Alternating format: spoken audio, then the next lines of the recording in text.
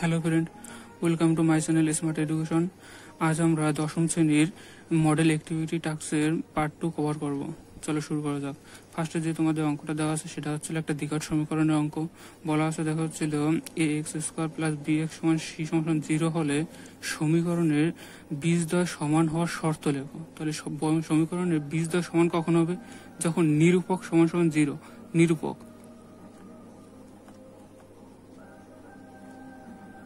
নিরূপক সমান 0 হবে। অর্থাৎ দেখো এই যে সমীকরণটা, এই সমীকরণটার নিরূপক কি হবে? নিরূপক হচ্ছিল তোমার বি স্কোয়ার মাইনাস 4ac সমান 0। তাহলে এটাই তোমাদের হচ্ছিল শর্ত। সমীকরণে যে বীজদ্বয় আছে সেই বীজদ্বয় সমান হওয়ার শর্ত। দেখো পরবর্তী যে অঙ্কটা তোমাদের দেওয়া রয়েছে সেটা হচ্ছে একটা বৃত্ত সংক্রান্ত এসকিউ।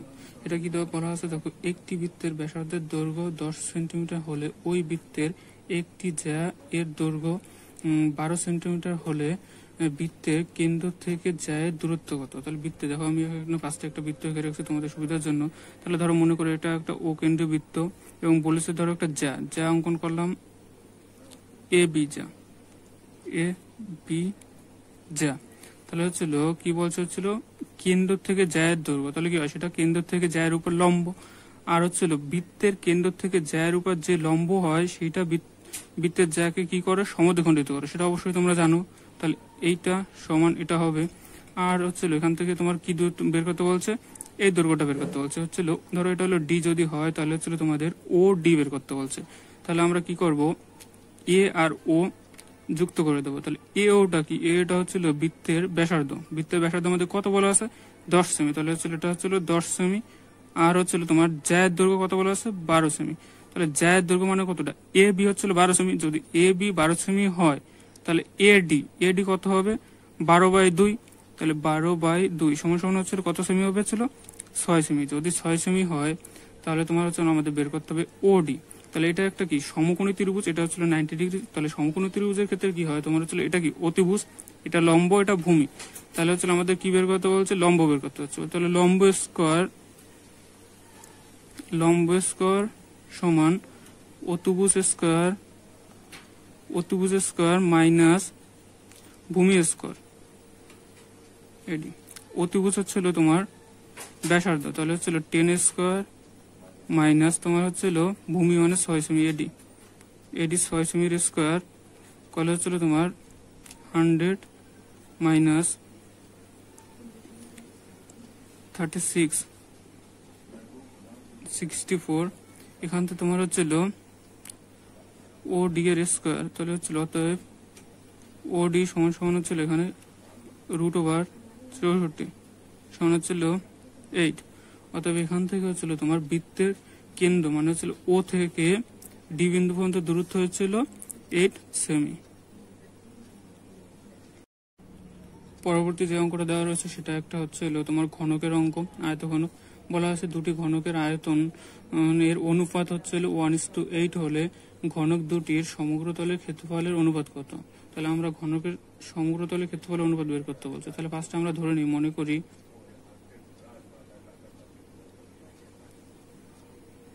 করি ঘনক দুটির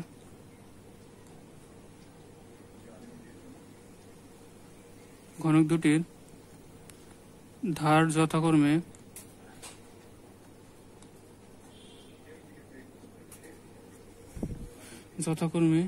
এ ও বি। অতএব যদি ধার হয় তাহলে হচ্ছিল আমরা কি জানি? ঘনকের আয়তন সমান কি হচ্ছিল? ধার বা বাহুর স্কয়ার। তাহলে এখানে আমাদের কি দেওয়া আছে? তোমার হচ্ছিল আয়তনের অনুপাত দেওয়া আছে। তাহলে হচ্ছিল দুটোর ক্ষেত্রে কি হবে? a cube by B cube সমান সমান তোমার হচ্ছিল 1/8। এখান থেকে a বাই বি কিউবরে কি লেখা যায়? a বাই বি এর হোল কিউব। আর এটাকে লেখা যায় হচ্ছিল 1/2 এর হোল কিউব।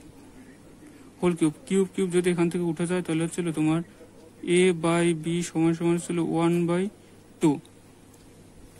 এবার দেখো তোমরা আমরা এখান থেকে কি করবো? জানিয়েছিল সমগ্রতলের ক্ষেত্রফলের অনুপাত বের করতে বলছে।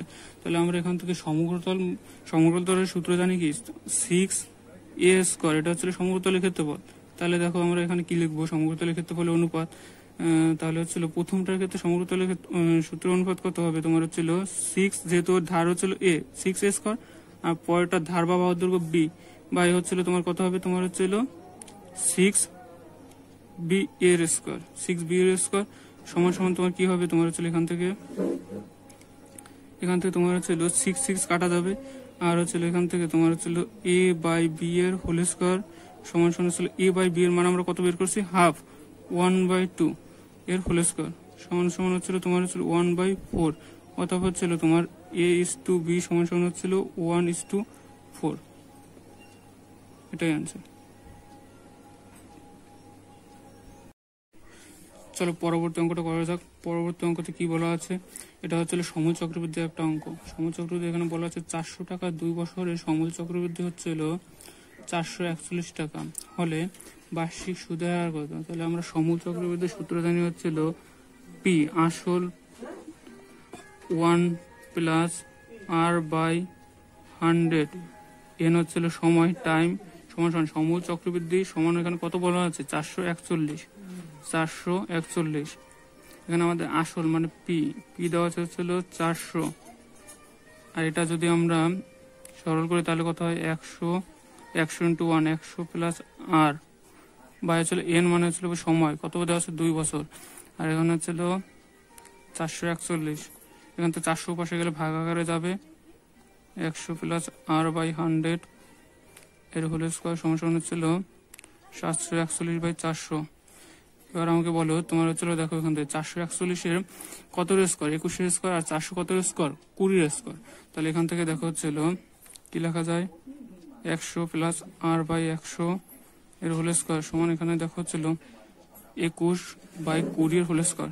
তাহলে এখান থেকে স্কয়ার আউট হয়ে যাবে, তাহলে কত থাকে আমাদের 100 প্লাস আর বাই 100 সমান সমান হচ্ছিল 21 প্লাস 20। দেখো 20 দিয়ে যদি 21 কাটো কত 5 20 100, তাহলে হচ্ছিল 21 নিচে আছে কত 1, তাহলে বর্গগুণ করো, বর্গগুণ করলে কত হয় 1 গুণ 100 আর গুণ করলে 100 প্লাস আর হচ্ছিল 5 21 হচ্ছিল 121 105। তাহলে এখান থেকে যদি তুমি আর এর মান বের করো তাহলে দেখো হচ্ছিল এখান থেকে 105 মাইনাস হচ্ছিল 100 সমান সমান হচ্ছিল 5, অতএব সুদের হার আর সমান সমান হচ্ছিল 5%। পরবর্তীতে তোমাদের যে অঙ্কটা রয়েছে সেটা হচ্ছে একটা কর্মী সমানুপাতের অঙ্ক। সেটা কি বলা আছে দেখো হচ্ছিল 5 দাগের অঙ্ক, x=12:y:27 কর্মিক সমানুপাতিক হলে x ও y এর মান নির্ণয় করো। তাহলে আমাদের ফার্স্টে জানতে হবে কর্মিক সমানুপাতিকটা কি। কর্মিক সমানুপাতিকটা হচ্ছিল পরপর সমানুপাতিক। তাহলে এক্ষেত্রে হচ্ছিল কত ইস্টু হবে, তাহলে হচ্ছিল দেখো x:12 সমান 12:y সমান তোমাদের হচ্ছিল y:27। এটা হলো কর্মিক সমানুপাতিক। তাহলে এখান থেকে আমরা কি লিখতে পারি, তোমার হচ্ছিল প্রথম ধরো দুটো, এই দুটোকে সমান করব, পরবর্তীতে এটাকে আর এটাকে সমান করব। তাহলে দেখো এখান থেকে হচ্ছিল x:12 সমান হচ্ছিল 12:y সমান সমান এখান থেকে করলে হচ্ছিল তোমার দেখো x বাই হচ্ছিল 12 সমান 12/y। এখান থেকে কোনাকুনি গুণ করলে xy ইন্টু 12 গুণ করলে 144। আর পরবর্তীতে দেখো এটা আর এটা যদি সমান করি তাহলে কি হয় দেখো হচ্ছিল তোমার 12:y সমান y তোমার হচ্ছিল 27, এখানে ইস্টু হবে।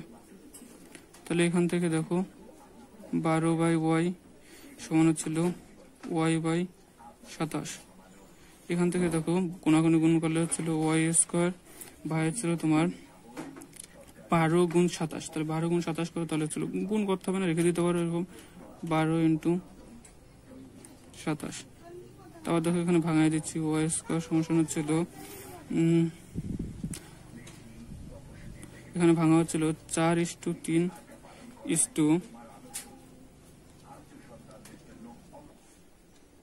ইন্টু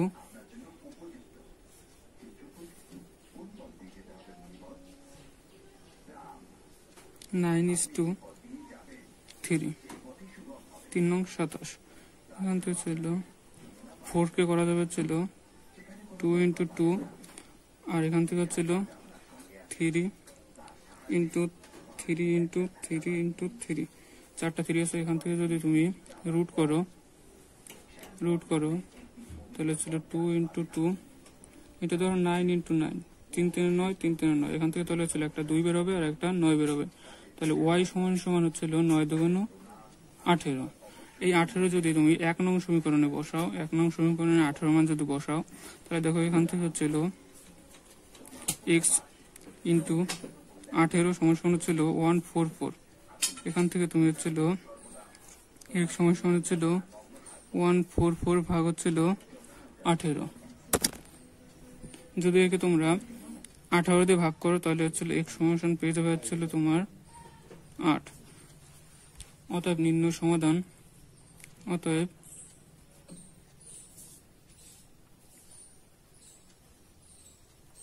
নির্ণয় সমাধান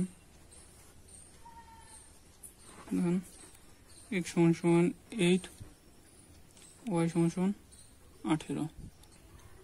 পরবর্তীতে যে অঙ্কটা রয়েছে সেটা দেখো কি বলা আছে।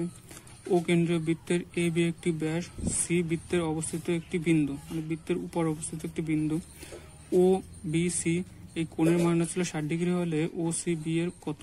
তাহলে ফার্স্টে আমাদের কি করতে হবে, একটা বৃত্ত যেটা হচ্ছিল ও কেন্দ্রীয় একটি বৃত্ত, এটা হচ্ছিল ও কেন্দ্রীয় বৃত্ত যার ব্যাস হচ্ছিল এ বি, ব্যাস এ বি, ব্যাস এ বি, বি।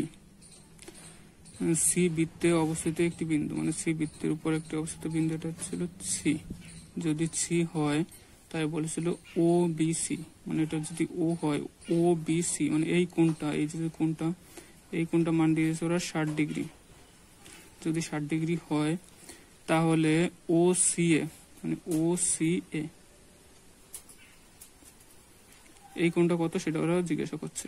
তাহলে ও সি এই কোণটা, তাহলে দেখো ভালো করে, এই যে ভিতরে এই যে ত্রিভুজটা উৎপন্ন হচ্ছে সি ও বি, এই ত্রিভুজটার ক্ষেত্রে তোমরা দেখো এই ত্রিভুজটার এই বাহু আর এই বাহু হচ্ছিল একই বৃত্তের ব্যাসার্ধ। তাহলে একই বৃত্তের ব্যাসার্ধ সবসময় সমান হয়, তাহলে এটা সমদ্বিবাহু ত্রিভুজ যদি হয় তাহলে আমাদের এই কোণটা আর এই কোণটা কত হবে, সমান হবে। তাহলে তোমার আর এই যে তোমার হচ্ছিল এটা হচ্ছিল তোমার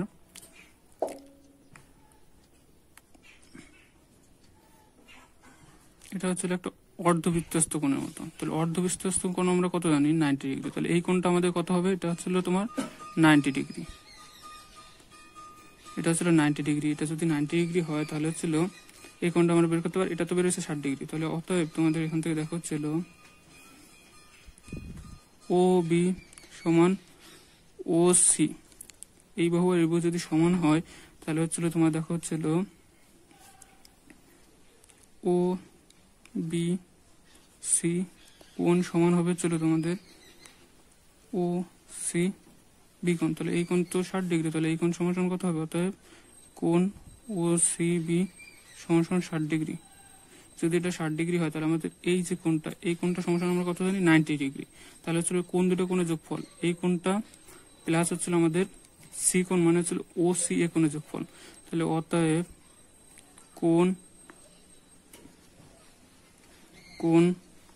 ও সি এ প্লাস কোণ ও সি বি সমান হচ্ছিল 90 ডিগ্রি। আমাদের হচ্ছিল ও সি বি এর মান কত জানি আমরা, 60 ডিগ্রি। তাহলে হচ্ছিল ও সি এ প্লাস 60 ডিগ্রি সমান 90 ডিগ্রি। অতএব কোণ ও সি এ সমান হচ্ছিল তোমার হচ্ছিল 90 ডিগ্রি মাইনাস 60 ডিগ্রি। অতএব ও সি এ কোণ সমান হচ্ছিল 30 ডিগ্রি। পরবর্তী অঙ্কতে কি বলেছে তোমাদের, একটি ঘনকের প্রতিটি ধারের দৈর্ঘ্য যদি 50% বৃদ্ধি পায় তাহলে বা ঘনকটির সমতলের ক্ষেত্রফল শতকরা কত বৃদ্ধি হবে। মানে হচ্ছিল প্রথমে যদি ধরো মনে করি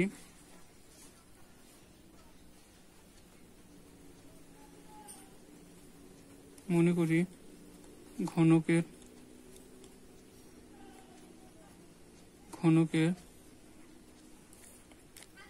ধারের দৈর্ঘ্য ধারের দৈর্ঘ্য এ একক হয় তাহলে হচ্ছিল প্রথমে যদি ঘনকটির ধারের দৈর্ঘ্য এ একক হয় সেক্ষেত্রে এর সমগ্রতলের ক্ষেত্রফল যা হবে এবং পরবর্তীতে যখন 50% বৃদ্ধি পাবে তার সমগ্রতলের ক্ষেত্রফল যতটা বৃদ্ধি পাবে সেই বৃদ্ধিটা শতকরা মানে সেই যে বৃদ্ধিটা কতটা হয়েছে সেটা 100-র মধ্যে কতটা বৃদ্ধি হয়েছে সেটা আমাদের বের করতে বলছে। তাহলে ফার্স্টে আমরা কি করব, এক্ষেত্রে এর সমগ্রতলের ক্ষেত্রফল বের করি। অতএব ঘনকের সমগ্রতলের ক্ষেত্রফল তলের ক্ষেত্রফল সমান ক্ষেত্রফল সমগ্রতলের ক্ষেত্রফল সূত্র কি 6a² বর্গ একক। বা যদি 50% বৃদ্ধি পায় তাহলে ধারের দৈর্ঘ্য হবে, ধার যদি 50% বৃদ্ধি পায়, ধার 50% বৃদ্ধি পেলে ধারের দৈর্ঘ্য হবে ধারের দৈর্ঘ্য কি হবে দেখো, আগে ধারের দৈর্ঘ্য ছিল এ মানে বাহুর দৈর্ঘ্য ছিল এ, তাহলে এ ইন্টু 50% বৃদ্ধি মানে ছিল 150 বা ছিল 100 একক। কাটাকাটি করে রেখে ধরো 50 দিয়ে কাটাকাটি করলে তোমার ছিল 3/2, 50 দিয়ে কাটলে এটা 2 বার যাবে, 3 বার যাবে। তাহলে এখান থেকে ধারের দৈর্ঘ্য কত বেরোলো, তোমার ছিল 3a/2। অতএব সমগ্রতলের ক্ষেত্রফল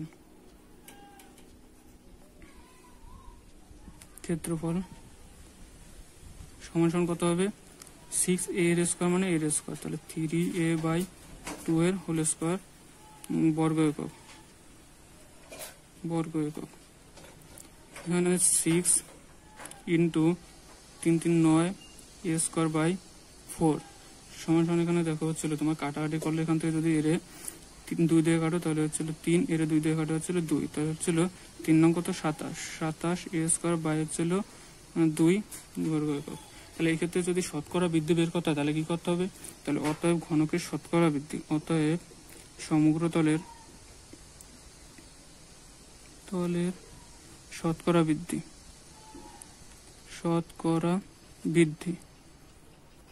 তাহলে শতকরা বৃদ্ধির ক্ষেত্রে কি হবে, যেটুকু বৃদ্ধি পেয়েছে মানে যেটা মানে বেড়েছে সেটা বেশি হয়েছিল, তাহলে হচ্ছিল বৃদ্ধি পেয়ে যেটা হয়েছে তার ক্ষেত্রফল মাইনাস আগে যে ক্ষেত্রফল ছিল তার ক্ষেত্রফল বাই হচ্ছিল আগের ক্ষেত্রফল ইন্টু 100।